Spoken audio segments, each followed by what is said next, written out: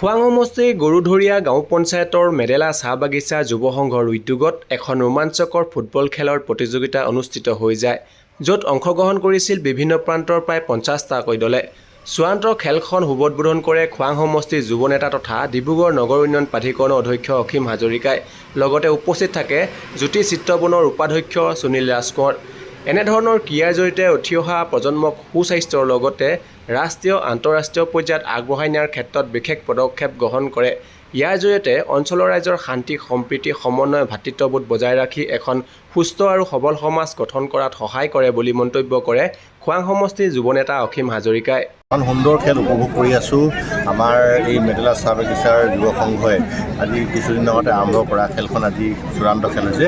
ইয়াতে 50টা টীমে যোগদান কৰিছিল আৰু 50টা টীমৰ পাছত খেলি আজি যিখন চূড়ান্ত খেল হৈছে, ইয়াতে আমাৰ মেটেকানি FC আৰু জামিৰা FC দুয়োটাৰ মাজত এখন তুমুল যুদ্ধ হৈ আছে।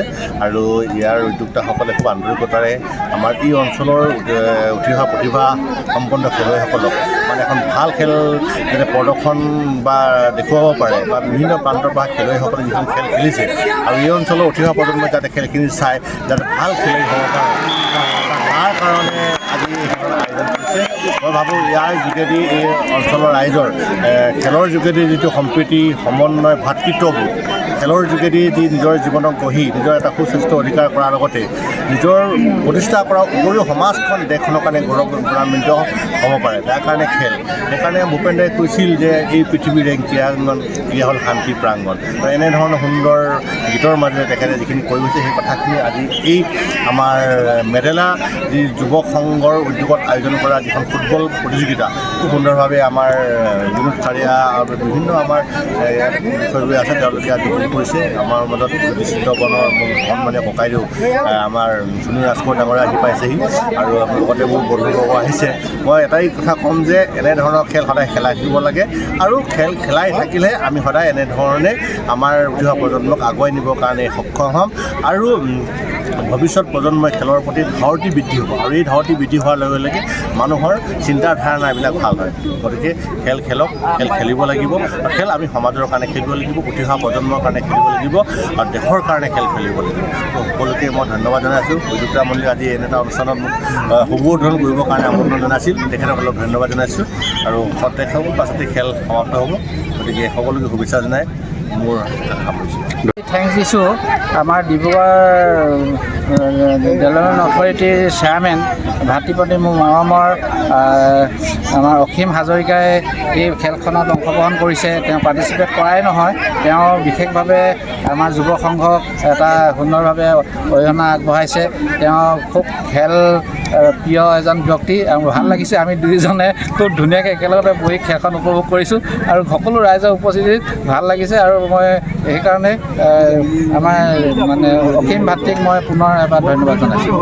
আমাৰ এই মেডেলা যুৱ সংঘৰ উদ্যোগত যি ফুটবল প্ৰতিযোগিতা খেল হৈ আছে, 50টা টীম আহি বিভিন্ন প্ৰান্তৰ পৰা আহি যোগদান কৰি এতিয়া যি সুন্দৰ খেল প্ৰদৰ্শন হ'ল আৰু আজি চূড়ান্ত খেলখন আৰম্ভ হ'বলৈ গৈছে।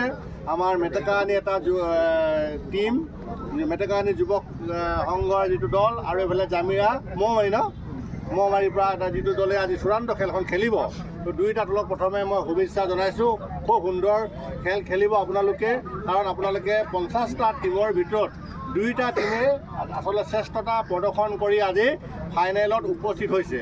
গতিকে আপোনালোকৰ খেল নিশ্চয় সুন্দৰ হ'ব, ধুনীয়া হ'ব, ৰাইজে উপভোগ কৰিব। দুয়োটা টীমক মই শুভেচ্ছা জনাইছোঁ। আজি মেডেলা যুৱ সংঘৰ যিসকল বিষয়ববীয়া, আমাৰ কাৰিয়া ডাঙৰীয়া, আমাৰ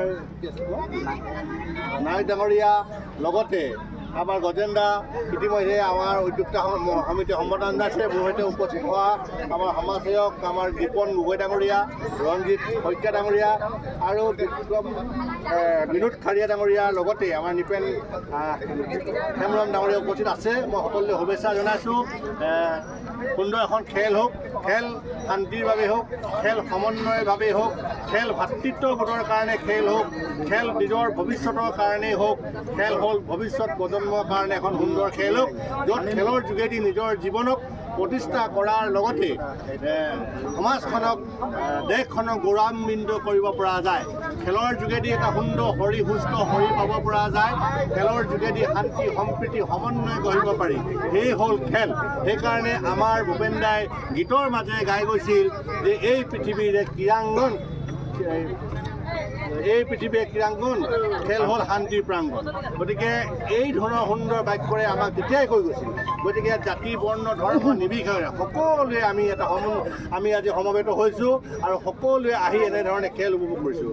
খেলৰ মাজত আমাৰ এই সমন্বয় ভাতৃত্ববোধ জাতি জনগোষ্ঠীৰ মাজত সদায় থাকিব লাগিব আৰু আমাৰ উঠি অহা প্ৰজন্মক আমি যাতে সৰু আমাৰ যিখন ভাই ভণ্টি সকলো আহিছে চাবলৈ, তেখেতসকলে এখন যেন ভাল খেল উপভোগ কৰে আৰু ইয়াৰ খেলৰ যোগেদি তেখেতসকলে যাতে ভৱিষ্যতে ভাল খেলিবলৈ সাহস প্ৰেৰণা পায়। তাৰ কাৰণে মই আজি মেডেলা যুৱ সংঘৰ উদ্যোক্তা মণ্ডলীক আন্তৰিক ধন্যবাদ জ্ঞাপন কৰিছোঁ। তেখেতসকলে ইমান ধুনীয়া এখন খেল এই অঞ্চলত আয়োজন কৰি দৃষ্টান্তমূলক আদৰ্শ প্ৰেৰণ কৰিলে সমাজখনক, তাৰ কাৰণে আন্তৰিক ধন্যবাদ জনাইছোঁ।